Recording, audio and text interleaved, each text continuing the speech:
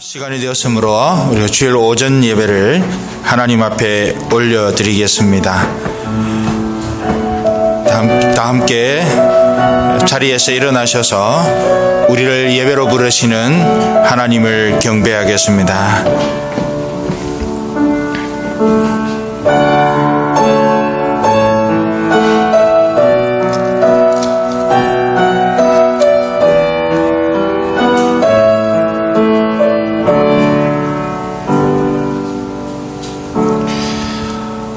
만방의 족속들아, 영광과 권능을 여호와께 돌릴지어다. 여호와께 돌릴지어다.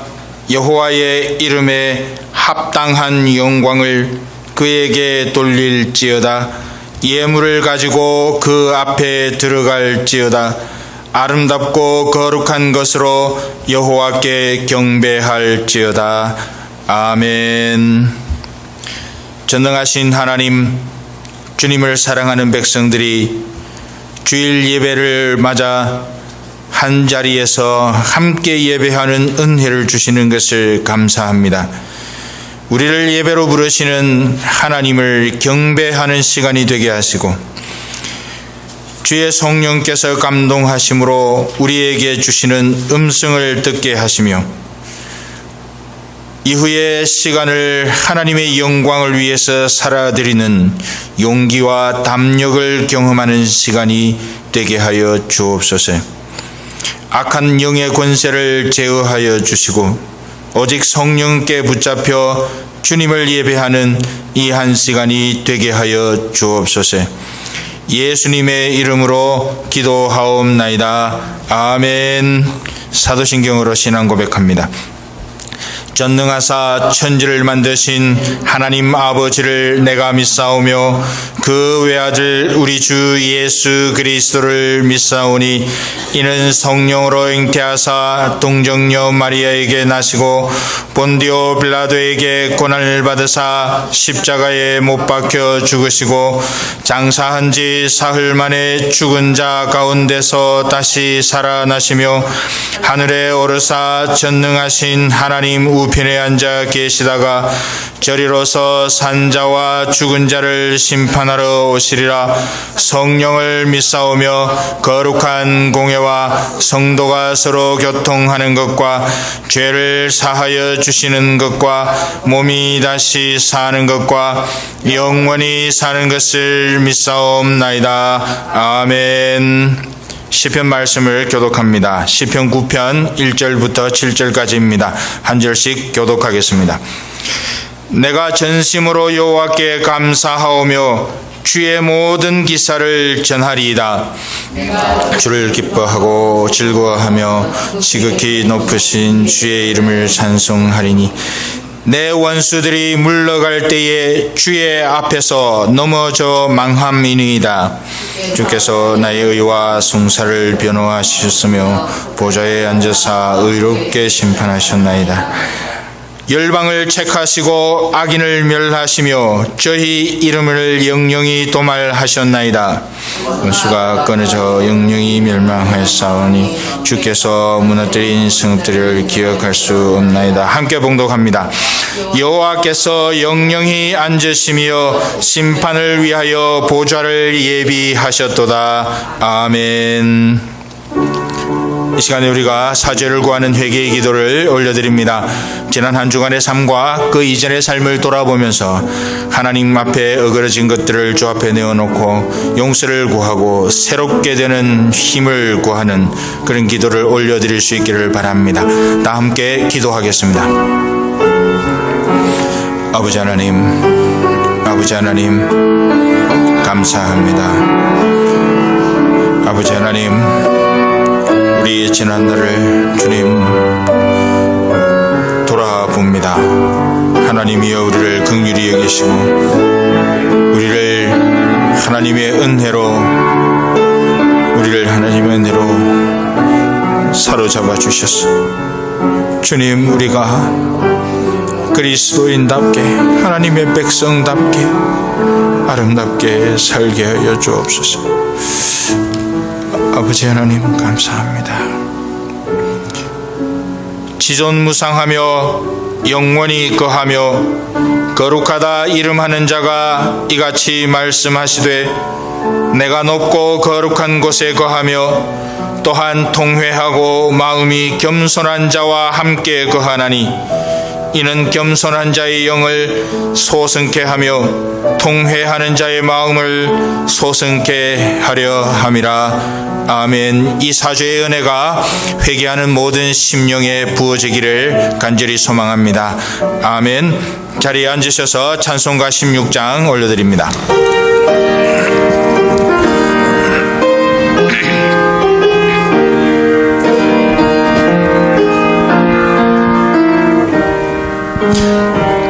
내 죄는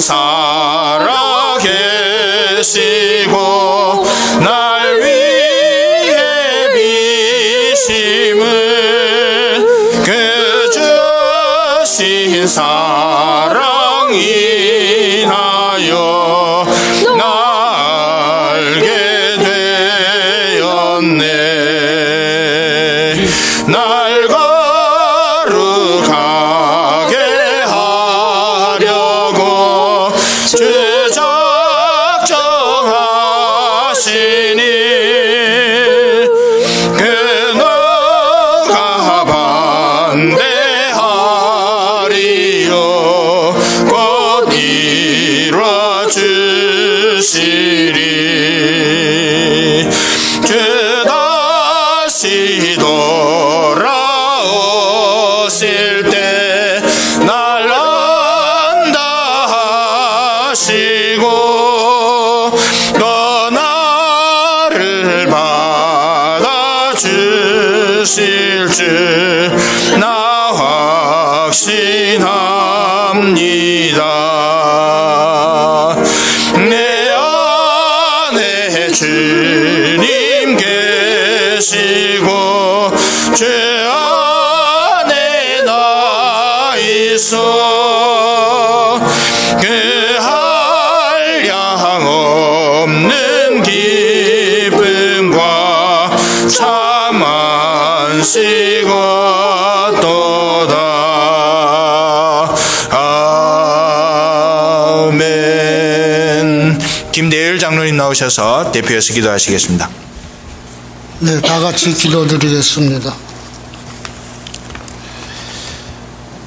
아버지 하나님, 오늘도 거룩한 안식일을 맞아 주님의 은혜로 구속함을 얻은 저희 나성 3일 교회 성도들, 코로나 사태로 인해 부득이 온라인과 오프라인으로 이렇게 예배를 드립니다. 주님 불쌍히 여기시고 긍휼을 베풀어 주시옵소서. 이 예배를 주장해 주시고 받아주시고 이 예배를 통해 주님 홀로 영광 받아 주시옵소서. 그리고 예배 드리는 저희 성도들에게 하늘의 신령한 은사들을 충만히 내려 주시옵소서.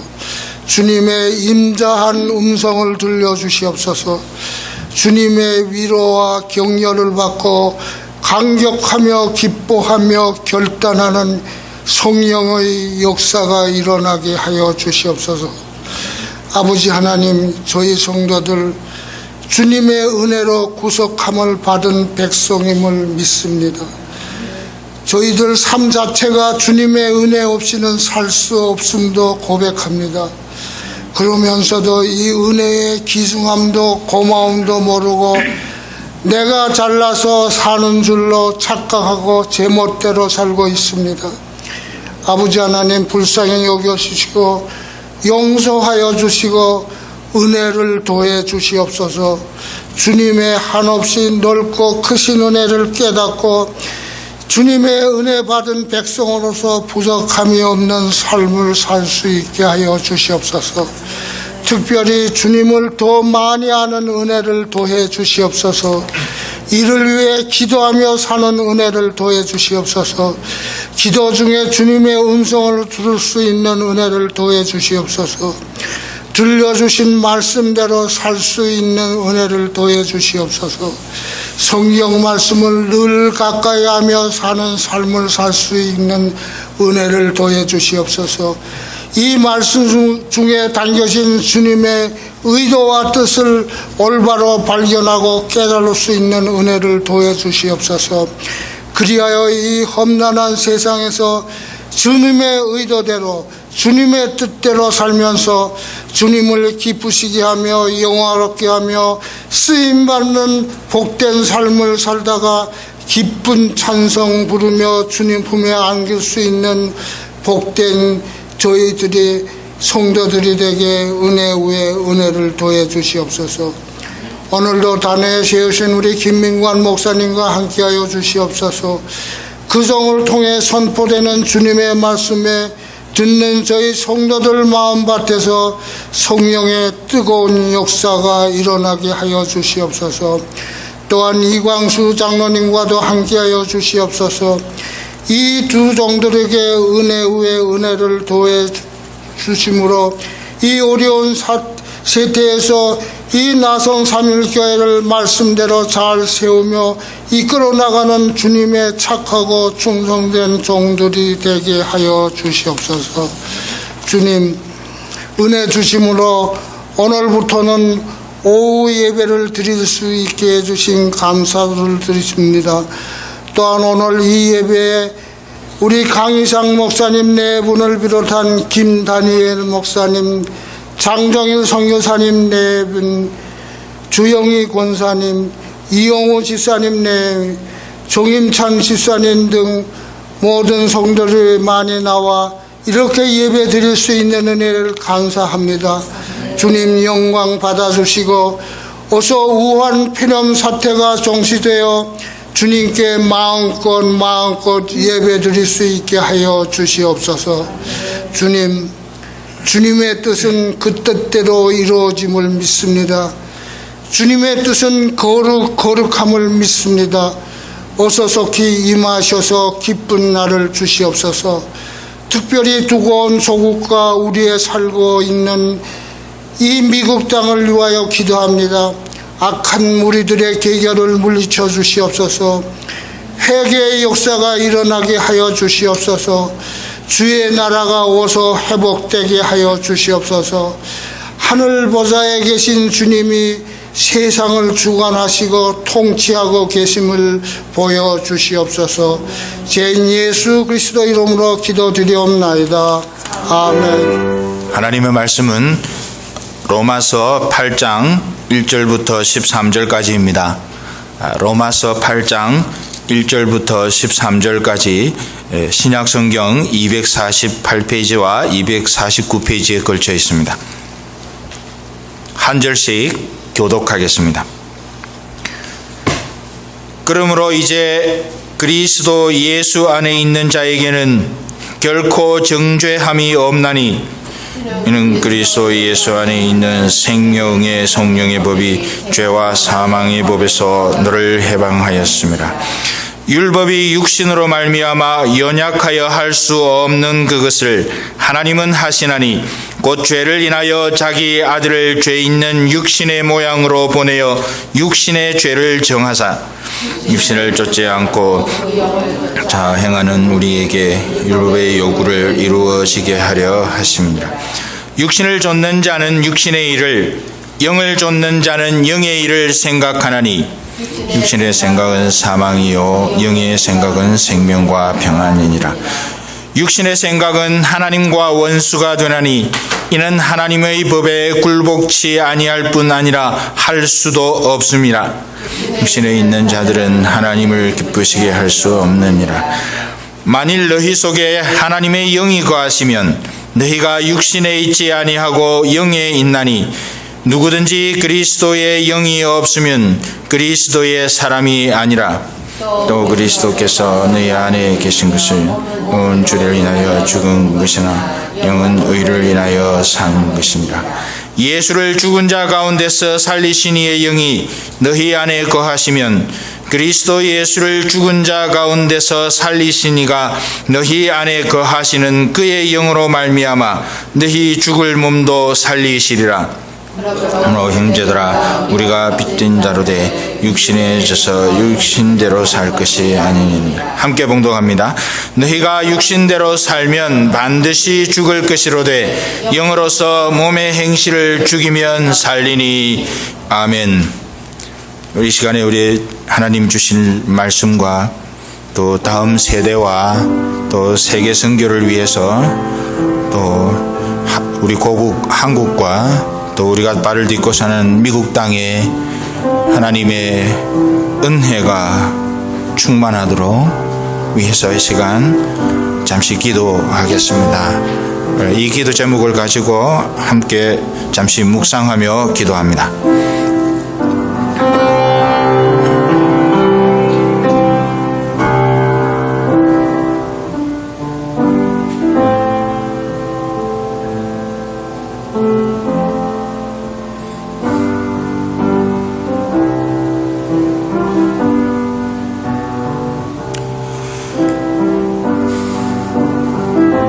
아버지 하나님, 은혜를 감사합니다.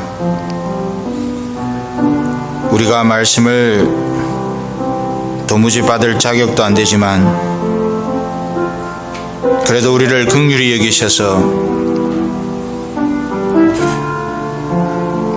주의 성령께서 조명하여 주시는 말씀 앞에 설 수 있게 하신 것을 감사합니다. 우리에게 깨닫게 하시고 용기도 주시고 담력도 주셔서 이 말씀을 깨닫고 살아가는 믿음의 향기가 넘치는 우리 모두가 되게 하여 주옵소서. 우리의 다음 세대를 두고도 기도합니다. 늘 주님 앞에 부르짖습니다. 우리가 여호수아 세대와 같은 실수를 반복하지 않도록 도와주옵소서. 우리만 잘 믿고 끝나는 것이 아니라 우리의 다음 세대가 믿음 위에 서기를 간절히 소망하며 이를 위한 수고를 아끼지 않는 우리 이 세대가 될 수 있도록 주여 함께해 주옵소서. 코비드-19으로 인해 위축된 선교적인 환경으로 그것 때문에 힘들어하는 많은 선교사님들도 있습니다. 하나님이여 긍휼히 여기시고 하나님의 일하심이 모든 선교사님들의 사역 현장에 드러나게 하여 주시옵소서. 하나님 아버지, 이 예배를 주님 받아 주옵소서. 예수님의 이름으로 기도하옵나이다. 아멘.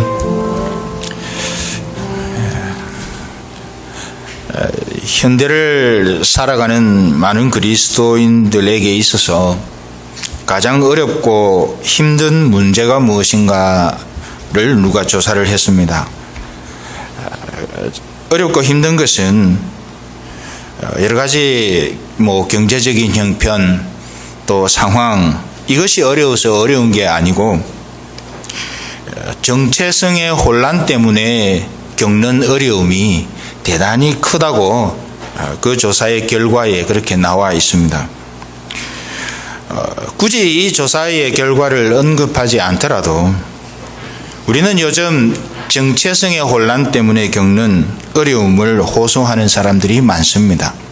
예를 들면 가정의 남편의 정체성이 애매모호해졌습니다. 또 가정의 아내의 정체성이 애매모호해졌고 또 남자의 정체성이 또 여자의 정체성이 또 우리 교회 안으로 들어오면 목사의 정체성이 또 우리 집사님들과 또 장로님들, 권사님들의 정체성이 모호해진 것 때문에 그 경계에서 서로가 무엇을 해야 될지를 잘 몰라서 힘들어지는 경우가 많이 있는 것을 요즘 자주 보게 됩니다. 그런데 무엇보다 더 힘든 것은 우리 그리스도인들에게 있어서는 그리스도인의 정체성이 가장 문제가 되어지는 경우를 봅니다. 그리스도인이 누구인지를 잘 모르는 거죠. 내가 그리스도인인지 아니면은 옆에 있는 같이 신앙생활하는 다른 분들, 교회 안에 있는 다른 분들이 진짜 그리스도인인지 그것이 분별이 어려워진 것입니다. 그래서 여러 가지 파생되어지는 부정적인 현상들도 교회 안에 많이 있는 것을 우리는 봅니다. 정말 예수를 잘 믿으면서 살고 싶은데 순간순간 잘 안 되는 자신을 보면서 우리는 스스로에게도 정체성의 혼란을 겪습니다. 그리스도인인데 이렇게 살아도 되나 하는 것이죠. 그런 낙심을 한두 번쯤은 해보았을 것입니다.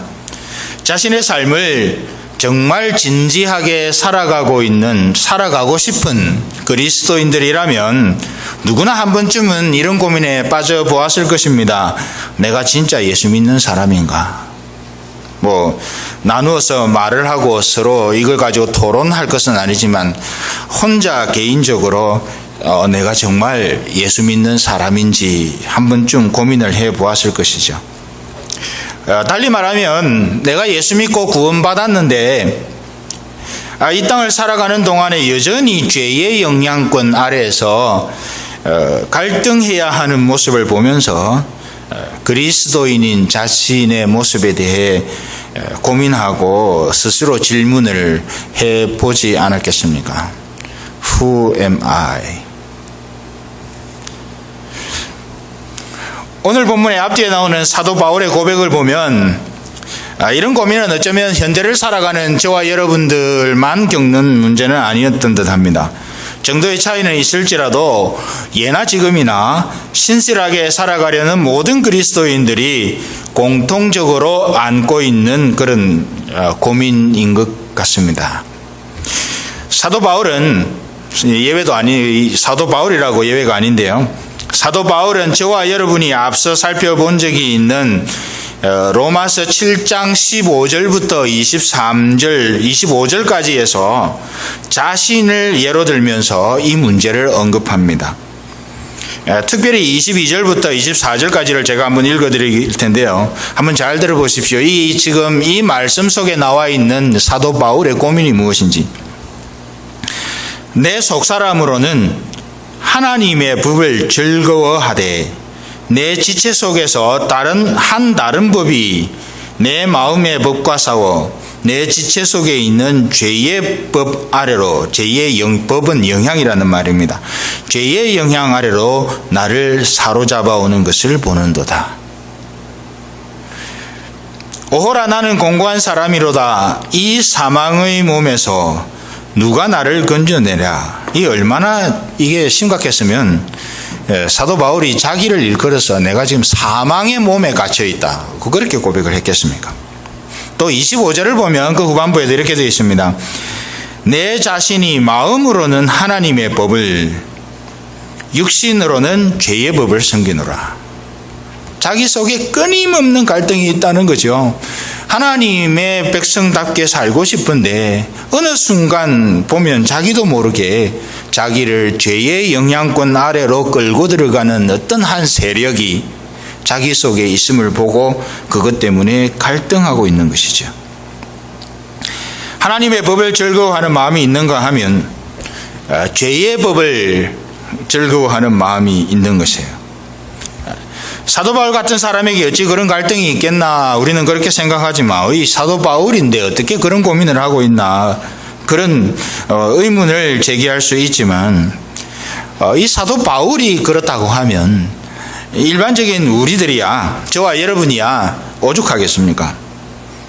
그리스도인이지만 순간순간 죄의 영향력으로 인해 고민하며 싸워가는 그런 모습이 우리에게 있다는 것이지요. 이 사도 바울처럼 대충 살아가는 이름뿐인 그리스도인들이야 이런 문제에 대해서 고민이나 되겠습니까? 별다른 의식이 없을 겁니다. 그냥 그렇게 하루하루 살아도 문제 없으니까요.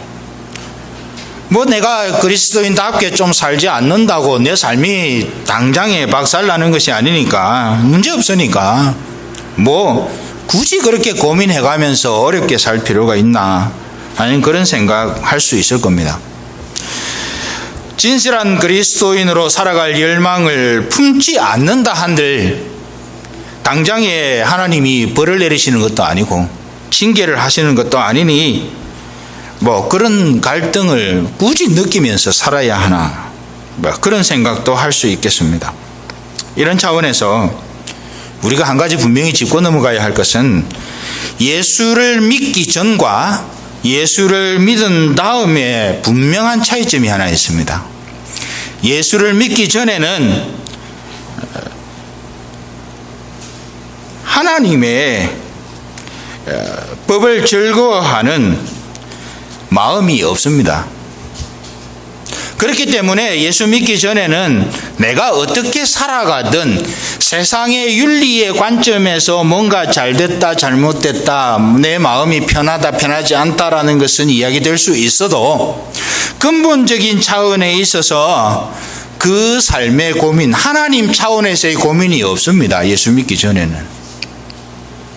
근데 예수를 믿고 나면, 진짜 예수를 제대로 믿고 나면 생기는 차이점은 하나님의 법의 흔적이 내게 남아있는 거예요. 그래서 그 하나님의 법의 흔적을 통해 뭐가 잘못됐는지 뭐가 어긋났는지가 이제 느껴지기 시작하는 겁니다. 그러니 사도 바울과 같은 이런 고민이 생기게 되는 것이죠. 순간순간 죄와 싸워야 되는 자신의 현상에 대해서 고민을 하지 않을 수가 없는 것이죠. 그래서 우리 예수님께서도 마태복음 10장 34절에 이렇게 말씀하셨습니다. 거기에 보면 주님이 이 땅에 오신 이유를 설명을 하고 있는데 나는 화평을 주러 온 것이 아니다. 화평을 주러 온 것이 아니라 검이라고 하는 말은 칼을 쥐어주려고 온 것이 아니라 갈등을 주러 왔다는 것이죠. 그러다 보니 주님을 진실로 마음에 영접한 사람은 그 전에는 주님 영접하기 전에는 아무런 문제가 안 되었던 것들이 이제 부대끼기 시작하는 겁니다. 그 하나님이 주시는 은혜의 흔적을 따라 예수님의 십자가의 보혈의 은혜의 흔적을 따라 살아가지 못하게 만드는 내 주변에 널려있는 환경과 친구들과 상황을 보니까 그전에는 그게 전혀 문제가 되지 않았는데 예수 믿고 보니 이제 그게 부대끼기 시작하는 거예요. 이게 예수 믿는 사람과 믿지 않는 사람의 현저한 차이입니다. 이게 없으면 그 예수 믿는 사람 아닐 수 있습니다. 이게 있으면 적어도 그 안에 예수 그리스도의 십자가 보혈의 흔적이 있는 사람입니다. 그렇게 부대끼니까 입을 열어 표현하지는 못해도 벌써 마음이 불편해지는 거죠. 사실은 이런 불편함과 부대낌이 잘 들으십시오. 정상적인 그리스도인의 지극히 정상적인 상태입니다.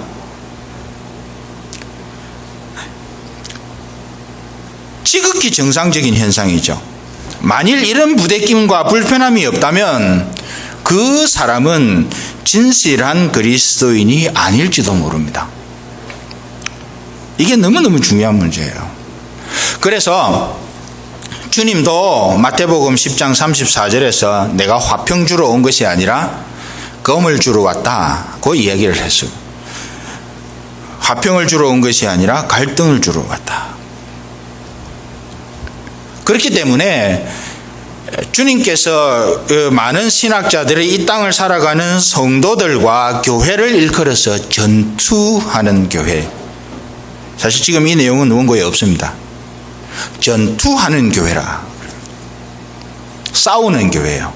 서로 다투고 싸우고 서로 멱살 잡는 그런 교회가, 그런 성도가 아니라 그리스도의 흔적을 안고서 세상을 살아가야 되니까 세상을 살아가는 중에 그리스도의 흔적과 하나님의 영광과 배치되는 수많은 환경들을 대하면서 그것 때문에 갈등하고 싸우고 전투적으로 살아가는 그 인생의 모든 양상을 일컬어서 전투하는 성도, 전투하는 교회라. 그렇게 신학자들은 분류를 하고 정의를 합니다. 여러분, 과연 저와 여러분 안에는 이런 갈등 요소가 있는지요? 그냥 세상 편하게 살아가고 계십니까? 아니면 예수 믿는 사람처럼 제대로 살아야 되는데 왜 안 사라질까? 왜 주변 환경이 나를 도와주지 않을까? 당연한 건데 그게. 주변 세상의 환경이 내가 예수 잘 믿도록 도와주면 그게 더 이상한 것 아닙니까? 주님도 분명히 갈등이 있다고 이야기했는데. 그래서 우리가 기도할 때마다 하나님 내 속에 평화를 주십시오. 평강을 주십시오. 이 의미는 사람들이 생각하는 것처럼 그런 마음 편안한 상태를 의미하는 것이 아니라 그 우는 사자와 같이 덤비는 하나님의 영광을 회방하는 세속적인 세력 앞에서 주의 능력을 힘입은 평강, 그 평강이어야 하는 것이죠. 그냥 세상 사람들이 생각하는 것처럼 내가 너무너무 내 삶이 고달프니까 조금 평안했으면 좋겠다. 이것은 사실은 아닌 것이죠. 하나님, 내가 이 땅에서 호흡이 끝나는 날까지 이 갈등은 겪어가야 하는 것은 주님 말씀을 통해서 압니다. 그런데 하나님, 이 갈등 요소들을 유발하는 주변의 모든 환경 속에서 내 마음이 무너지지 않도록 하나님의 능력으로 승리의 계가를 부를 수 있도록 하나님, 그것으로 인해 오는 평강이 내게 넘치도록 하나님 도와주세요 하는 기도가 우리의 정상적인 기도의 방향인 것입니다. 지금 사도 바울은 8장에 이 말씀을 언급하기 전에 바로 그 문제를 두고 7장에서 말을 합니다.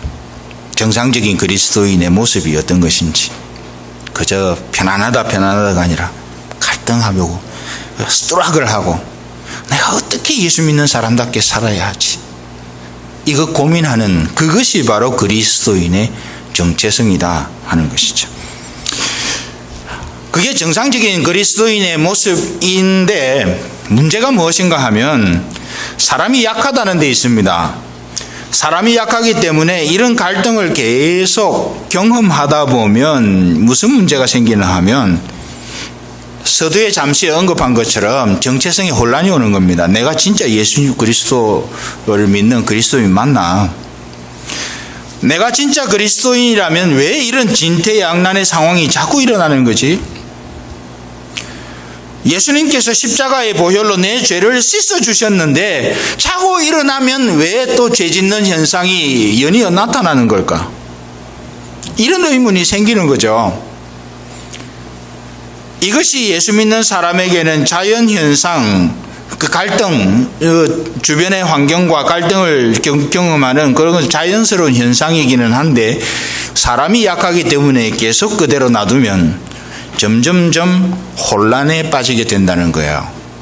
그래서 지금 오늘 사도 바울이 로마서 8장의 말씀을 하고 있는 겁니다. 그냥 지나가다가 오다가다 지금 사도 바울이 로마서 8장 우리가 너무 잘 알고 있다. 로마서 8장은 골든 챕터다. 성경 전체에서 골든 챕터다라고 그렇게 이야기를 하지만 이게 왜 그런지는 잘 몰라요. 그냥 듣기에 좋고 보기에 좋으니까 하는 것이 아니라 이 로마서 8장의 말씀이 그래서 나온 거예요. 정상적인 그리스도인들이 그런 갈등을 겪어가게 되지만 사람이 약한 거로 그런 갈등 속에서 정체성의 혼란을 자꾸 겪게 되니까 그게 아니다라는 것을 설명하기 위해서 지금 사도 바울이 이 이야기를 로마서 8장 이야기를 하고 있는 겁니다. 사도 바울은 이런 고민에 처할 수밖에 없는 진실한 그리스도인들에게 그런 상황을 만날 때에 무엇을 그런 죄책감에 막 사로잡히고 그럴 것이 아니라 무엇에 중점을 두고 생각을 해야 되는지를 보여주는 건데요. 먼저 진실한 그리스도인이 근본적으로 어떤 존재인지를 인식할 것을 촉구하는 겁니다. 오늘 8장 1절부터 4절까지를 8장 13절까지 다 살펴볼 수 있을지는 모르겠습니다. 그러나 일단 중점적으로 8장 1절부터 5절을 오늘 살펴보려고 합니다. 8장 1절부터 4절까지를 우리가 다시 한번 보겠습니다. 8장 1절부터 4절까지를 제가 다시 한번 봉독해 드리겠습니다. 그러므로 이제 그리스도 예수 안에 있는 자에게는 결코 정죄함이 없나니 이는 그리스도 예수 안에 있는 생명의 성령의 법이 죄와 사망의 법에서 너를 해방하였습니다. 율법이 육신으로 말미암아 연약하여 할 수 없는 그것을 하나님은 하시나니 곧 죄를 인하여 자기 아들을 죄 있는 육신의 모양으로 보내어 육신의 죄를 정하사 육신을 좇지 않고 그 영을 좇아 행하는 우리에게 율법의 요구를 이루어지게 하려 하심이니라. 이 말씀이 그러므로라고 시작되어 있죠. 8장 1절 그러므로 무슨 말입니까? 앞에 있는 어떤 상황이 있는데 그 상황이 심각하니까 그렇기 때문에 그러므로 그거 자꾸 신경 쓰지 말고 물론 그게 정상적인 것이니까 뭐 그것에 너무 죄책감 느끼지 말고 중점적으로 생각해야 될 부분 그러므로 너희들은 그런 상황이므로 너희는 이것에 중점해야 된다는 이야기를 하는 거예요. 그러므로 그 내용을 보면 하나님께서는 독생자 예수 그리스도를 사람의 모양으로 보내셔서 죄를 정하셨다 그랬습니다. 사람의 모양으로 성육신 하신 것이고 거기에 죄를 정해 십자가에 죽게 하셨다는 거죠. 우리에게 그래서 결과적으로 하나님이 원하셨던 게 뭐예요? 우리에 대한 잘 보셔야 합니다. 우리에 대한 율법의 요구가 이루어지게 한 거예요. 십자가의 죽으심으로 예수님께서 십자가의 죽으심으로 우리의 죄를 사하고 우리를 천국 가도록 만들어 준 것은 기본적인 흐름이지만 구체적으로 하나님이 예수님의 성육신과 십자가의 죽으심과 부활을 통해 의도하셨던 바 사도 바울이 이해하고 있고 성령께서 감동하셔서 사도 바울에게 가르쳐 주신 바가 무엇인가 하면 그 예수님의 성육신과 십자가와 부활을 통해 우리에게 대한 율법의 요구를 이루어지도록 하기 위해서 그렇게 하셨다는 거예요.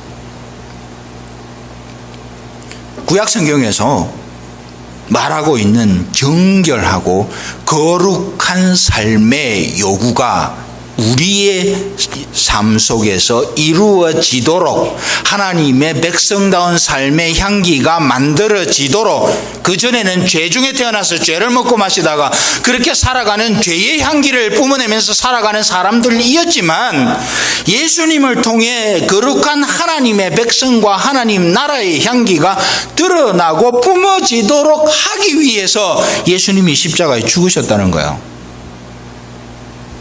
지금 그 이야기가 이 4절에 사도 바울이 이야기하고 있는 핵심입니다.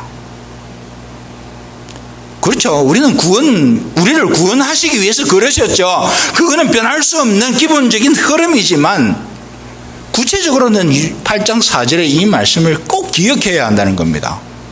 육신을 좇지 않고 그 영을 좇아 해가는 우리에게 율법의 요구를 이루어지게 하려고 거룩함의 요구를 이루어지게 하려고 그렇게 하셨다는 거예요. 그런데 그 근본적인 것은 그 목적을 가지고 한 그것으로 인해 우리에게 정죄함이 없다는 거예요. 그러므로 이제 그리스도 예수 안에 있는 자에게는 결코 정죄함이 없나니 완벽하게 하셨다는 거죠. 무슨 말인가 하면 앞에처럼 그런 죄책감, 그런 일로 인해 나타나는 죄책감 때문에 받은 구원을 의심하지 말아라. 받은 구원을 의심하지 말고 하나님께서 너희들을 거룩한 백성으로 그렇게 부르셨으니 분명한 증거를 가지고 부르셨으니 거룩함의 요구를 이루어 드리는 삶을 살라는 거죠. 그런데 이와 관련해서 우리가 한 가지 주목해야 될 것이 있습니다. 여기까지 이야기를 하면 많은 사람들이 그렇게 생각합니다. 야, 우리 구원은 우리에게 이제 정죄 없다. 주님이 그렇게 십자가에 죽으시고 부활하심으로 우리를 구원해 주셨고 우리를 거룩함의 요구를 이루어지도록 하셨기 때문에 우리가 지금부터는 어떻게 살든지 하나님은 우리를 정죄하시지도 않고 심판하시지도 않고 우리의 삶의 모양과 향기와는 상관없이 우리를 하나님의 백성 삼으셔서 우리가 호흡이 끝나는 그날에 주님과 영원토록 왕노릇하도록 우리의 삶을 인도하실 것이다. 그렇기 때문에 이 땅을 아무렇게나 살아도 된다. 그렇게 쓸데없는 주장을 하는 사람들이 있습니다. 어떠한 경우에 정죄가 없기 때문에 그렇게 살아도 된다. 여러분 혹시 그런 생각하셨다면 지금 당장 생각을 바꾸셔야 합니다. 왜냐하면 4절 때문에 그렇습니다. 4절.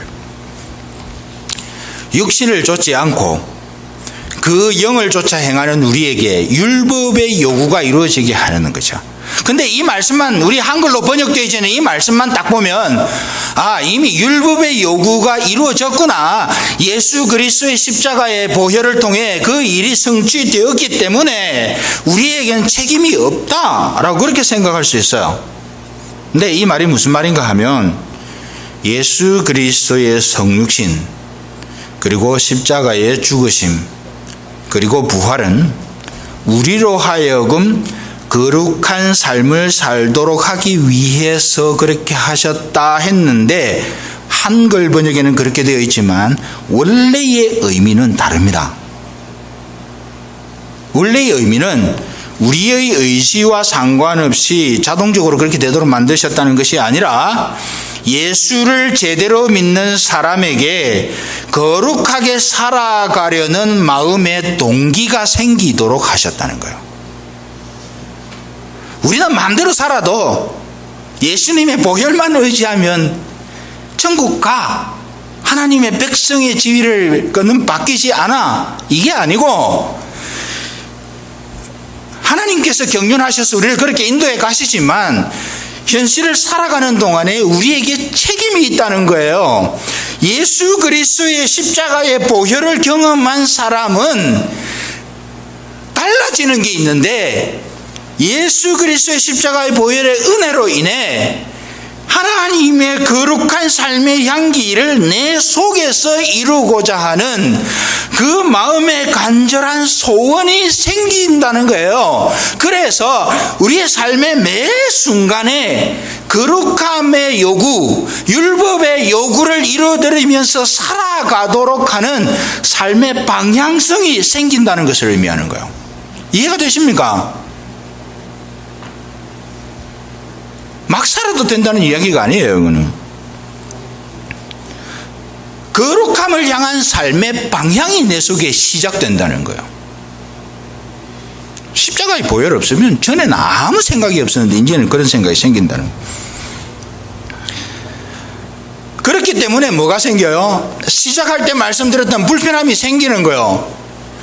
예수님 때문에 내가 거룩하게 살아야겠다라고 하는 삶의 방향이 딱 생겼는데 그렇게 살아가도록 우리 하나님이 인도하시는데 정작 내 살아가는 삶의 환경을 보니까 내가 거룩하게 살아가는 데는 수많은 장애물들이 있는 거예요. 그러니까 갈등이 생기죠. 그러니 정상적이라는 거예요. 그런 갈등이 생기는 것은. 예수를 믿지 않았으면 그냥 쉽게 넘어갈 수 있는 문제들이 예수를 믿었기 때문에 쉽게 넘어가지지 않는 겁니다. 양심이 자꾸 찔리는 거야. 우리는 이러한 상태가 상당히 껄끄럽게 느껴지겠지만 사실은 이것이 정상적인 그리스도인의 상태입니다. 여러분, 이게 그리스도인이에요. 이게.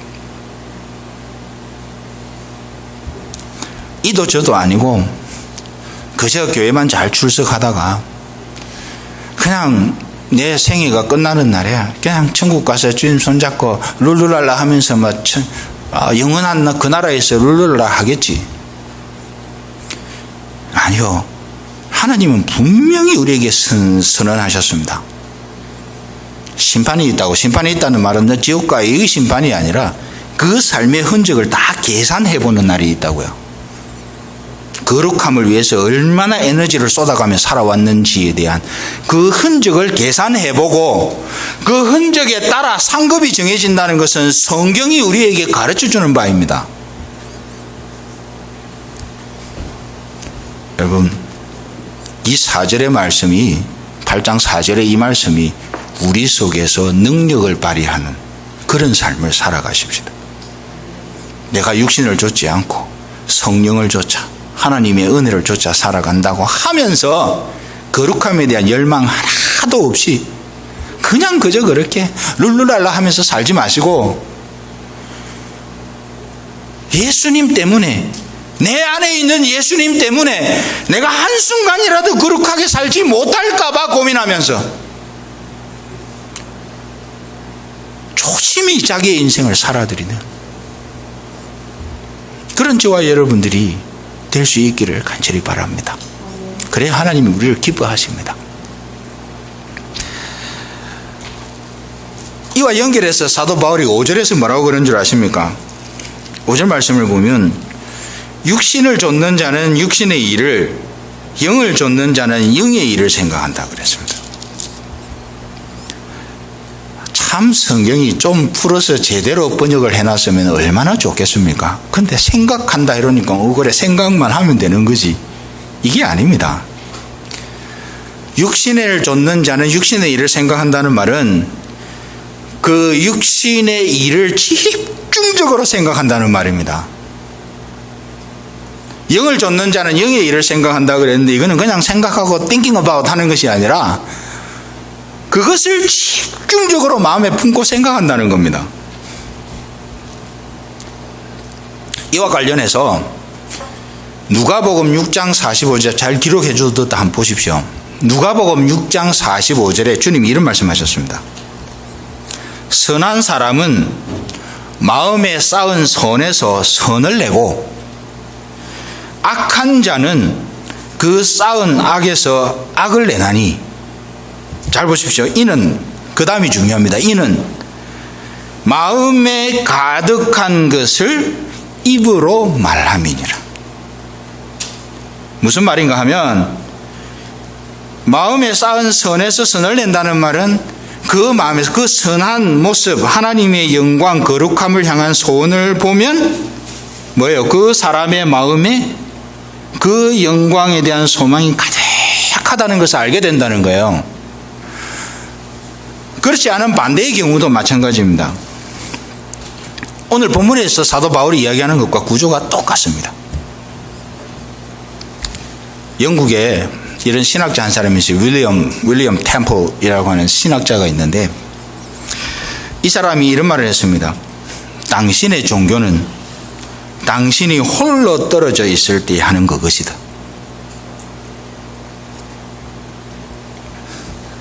Your religion is what you do with your solitude. 너 혼자 있을 때 너가 무슨 생각하는지, 너가 뭐 하는지를 보면 네가 참 신앙을 가진 자인지 알 수 있게 된다 하는 것이죠. 만일 그것이 자기중심적인 것이고 세속적인 것이면 그게 육의 일이면 그 사람은 그리스도인이, 죄송합니다, 그리스도인의 탈을 쓴 육에 속한 사람입니다. 아무도 없고 혼자 있는 그 순간에 자기의 생각과 마음을 휘감고 있는 게 뭔지를 보면 이 사람이 그리스도인인지 아닌지가 분별이 되는 거예요. 다른 사람은 잘 몰라요. 그런데 자기는 알아요. 하나님도 알고. 다른 사람이 있을 때는 누구든지 그럴싸한 이야기 할 수 있습니다. 적당히 포장해서 다른 사람들에게 보여줄 수도 있습니다. 그러나 아무도 없이 자기 혼자 있는 그 순간에 다른 아무도 모르는 하나님과 자기만 아는 자기 속에 가득한 자기의 세계가 드러나게 되는데, 다른 사람은 우리의 적당히 포장된 모습을 보고 착각할 수 있습니다. 저 사람 예수 잘 믿는구나. 그런데 우리의 내면을 불꽃같이 감찰하시는 하나님이 혼자 있는 그 순간에 무슨 생각하고 있는지, 혼자 있는 그 순간에 뭘 하고 있는지, 이게 그분의 인격과 신앙의 수준을 결정하게 된다는 것이죠. 마음에 가득한 거예요. 사실 혼자 있는 순간에 하는 그것은 마음에 가득한 걸 합니다. 자연스럽게 나오는 거예요. 마음에 가득 돼 있는 것, 다른 사람이 있을 때는 이거 하면 큰일 날까봐, 혹시 자기에 대한 이미지가 잘못될까봐, 다른 사람하고 같이 있는 순간에는 아무것도 아닌 것처럼 딱 깊게 품고 있다가 혼자 있을 때 이게 폭발하는 겁니다. 혼자 있을 때 이게 붐 하는 거예요.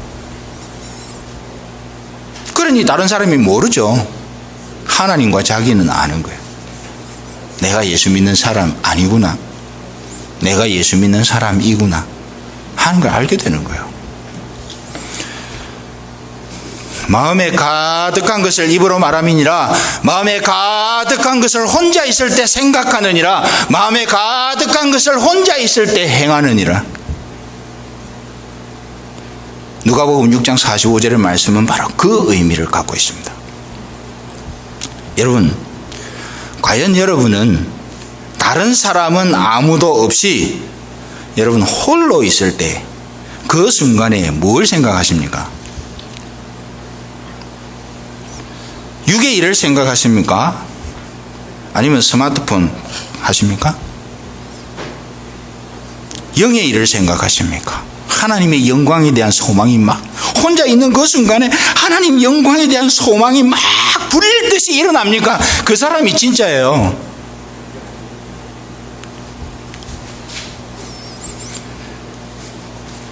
과연 그때 여러분에게 베푸신 하나님의 구원의 은혜가 여러분의 심령을 사로잡아서 여러분의 심령에 차오르는 구원의 감격 때문에 오늘 사도 바울이 이야기하는 것처럼 거룩한 삶에 대한 동기가 막 불릴 듯이 생겨납니까? 생겨나야 돼요. 야, 오늘 일 다 끝나서 내 혼자 이제 있는 순간에, 야, 인터넷 뭐 하고 있나?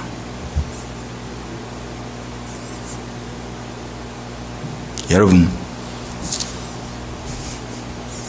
우리가 영적인 사람은 세속적인 것으로 사는 게 아닙니다. 하나님의 은혜로 삽니다. 하나님 그분이 자연스럽게 생각이 떠올라야 되고, 하나님 그분의 은혜가, 영광이 우리의 삶을 사로잡아야 합니다. 그때 그 순간에 무엇을 생각하고 있는가 하는 것이 하나님 앞에서의 저와 여러분의 삶과 신앙을 결정하게 될 것입니다. 그래서 말씀을 늘 드립니다. 예배 참여하는 거, 기도하는 거 정말 중요합니다.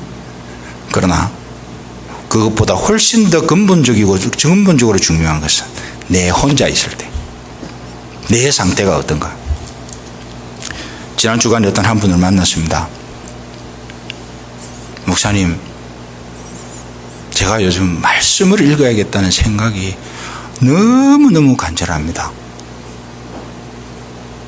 말씀을 읽어야겠습니다. 그래서 사람 만나는 것도 너무 부담스럽습니다. 말씀 읽는데 방해될까 봐. 하나님이 내게 무슨 말씀을 하실지 기대가 됩니다. 제가 그 이야기를 싹 들으면서 무슨 말을 하겠어요? 그냥 격려만 해줬어요. 아, 이분이 진실로 하나님의 은혜를, 뭐 삶의 향기나 이런 건 어떤지 잘 모르겠어요. 행동, 삶의 양상은 어떤지 잘 모르겠으나, 아, 이분이 진실로 은혜의 아름다운 것을 이만큼 맛을 보았구나. 그러니 이분이 말씀 읽어야겠습니다.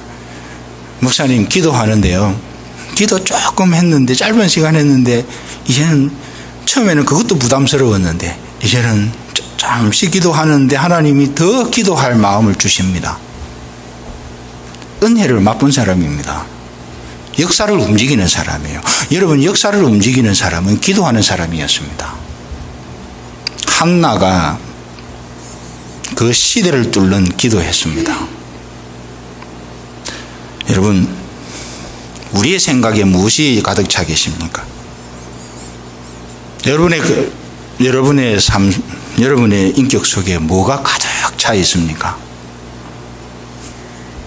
그 내용에 따라 저와 여러분의 신앙의 수준이 결정된다는 걸 아시고, 우리의 마음에 하나님의 영광을 대한 소망으로 가득 채워주시기를 소망하면서 우리 매일의 삶을 살아나가는 그런 저와 여러분들이 다 될 수 있기를 간절히 소망합니다.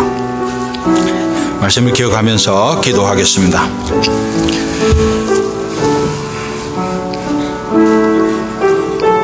아버지 하나님,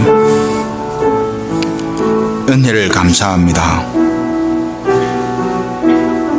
우리가 이 땅을 정말 제대로 살고 있는지, 예수 믿었다고 하면서도, 주님이 내 주인 되신다고 하면서도, 세상에 살아가는 눈에 보이기에 또 좋아 보이는 것들 때문에 하나님의 영광에 대한 소망 다 잊어버리고 아무 갈등 없이 부대낌 없이 그저 살아가는 인생 되지 않도록 하나님 우리를 도와주시옵소서.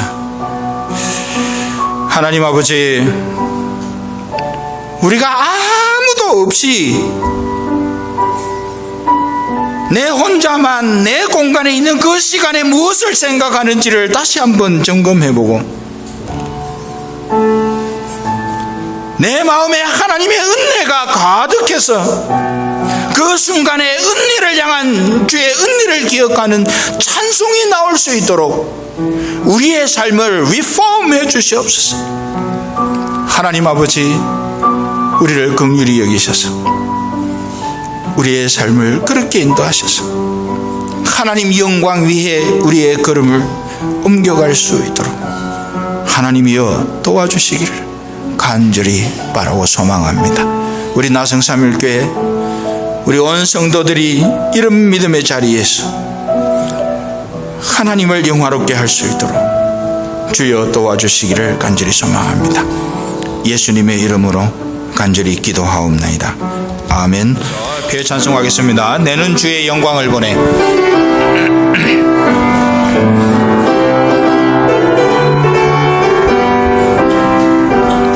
내는 주의 영광을 보내. 우리 가운데 계신 주님, 그 빛난 영광 온 하늘 덮고 그 찬송은 땅 가득해. 내는 주의 영광을 보내. 찬송 가운데 서신 주님, 주님의 얼굴은 온 세상 향하네. 권능의 팔을 드셨네. 주의 영광 이곳에 가득해. 우린 선의 주님과 함께 찬양하며 우리는 전진하리. 모든 열방 주 볼 때까지. 지금은 우리 구주 예수 그리스도의 크신 은혜와 하나님 아버지의 만극하신 사랑과 성령의 교통하심이 오직 주님을, 주의 거룩하심을 이 땅에 이루어 가기를 소망하며 마음 가득히 주의 영광을 향한 소망을 품고 그 흔적을 드러내며 이 땅을 살아가기 소망하는 이 자리에 모인 사랑하는 주의 백성들을 머리 위에 지금으로부터 영원토록 항상 함께 있을지어다. 아멘.